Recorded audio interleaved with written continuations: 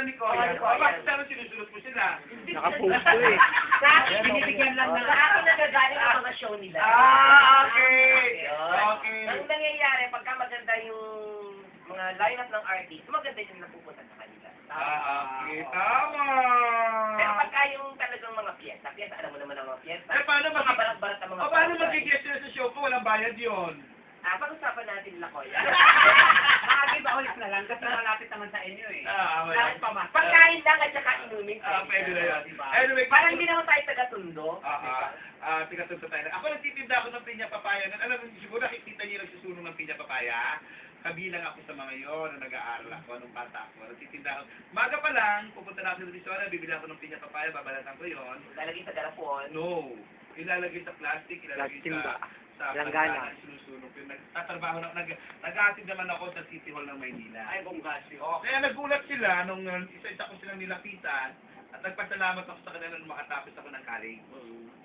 Nung nagulat sila, lahat ng mga suki ko, nilapitan ko, niyakap ko. Sabi ko, thank you very much po dahil sa inyo nakatapos ako. Tuwang-tuwa sila. Ay, maganda. Yan ang maganda. Parang binalik mo lang yung binigay nila sa'yo. Dahil sa kanila kasi alam mo, ay yung mga, iyak ako ba? Alam mo yung kwento mo ngayon, parang pang maalaala mo kaya, parang Jubit Baldovino kagabi.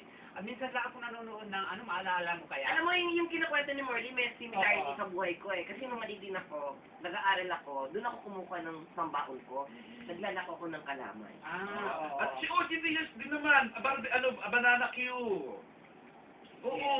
Yun. Di ba parang mga pare-parehong pinagdaanan natin? Kasi naniniwala kasi ako na ang kahirapan ay hindi sagwin para sa tagumpay ng tao. Hindi hadlang. Mas maganda nga yung mas mahirap yung pinagdadaanan mo una pa bago yung sarap kaysa yung sarap bago hirap. Correct. Diba? Ano ba yung sarap na yan? Ako puro sarap. Oh, in fairness. Kaya ngayon naman, masarap pa rin. Mas masarap pa rin kasi yung nag-iimbita na ako kung kailan tumanda, doon naman ako nag-arte-artista, katapos na involved sa lahat ng mga indifferent. Ayan. Na mga maliit lang. Gusto ko na makausap si Mark. Sino ba si Mark? Ikaw? Mark Ritchie. Ayan, yung cute na baget. Ba't wala yung Richie pangalan dito? Mark Ritchie. Mark Ritchie yung isa. Mark Jubel. Bakit wala? Ayan o. 1, 2, 3, 4, 5. 1, 2, 3. Mark Ritchie Luis. Sino yun? Ay, si Papa Q. Hindi, queer naman talaga. O, tinitingnan mo nga eh. May paano ka ba mag-artista? Paano kung bigyan ka ng isang show ni Derek Elmer? Ano yung boge? Saan ka ba sa Tundo? Nasa Moriones? Madrid Concha. Eh kung kukunin ko siyang sa Bermin.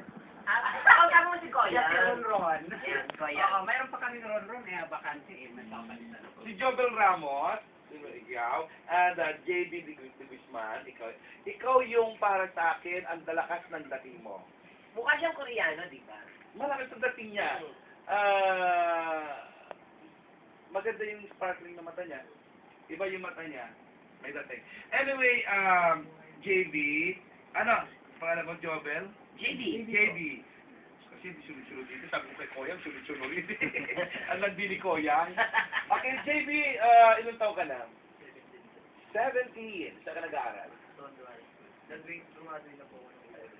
Congratulations. Ang valedictorian niyo dyan ay isang lalaki. Salutatorian niyo, babae. Anong pangalan ng valedictorian niyo? Si Franco, na napakabait na bata. Yan, nagtapos si Isko, di ba? Dapat valedictorian lalaki, no? Dapat talaga.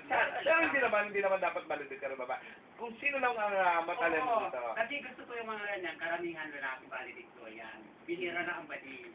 Ay, hindi. Nung panahon namin, talaga naman, parang bating yun eh. Yung, di ba? Oo, di ba? Talaga sinismis ko yung bata. Tama na. Hindi naman bating, lang siya, May feminine touch lang. pero matalino yung bata yun. Kasi pag matalino ang isang tao, parang napagkakamalan na bading, kahit lalaki, dahil pinis kumilos. Ayan na.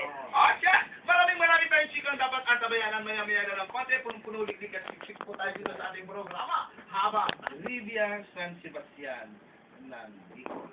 Wala mo nga. Ay, bago ka magpayo, may tanong ako sa inyo. Derek Elmer at saka kay Ano?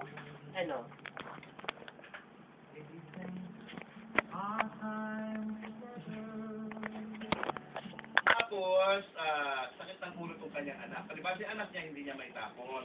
Ngayon, ang anak niya may kwento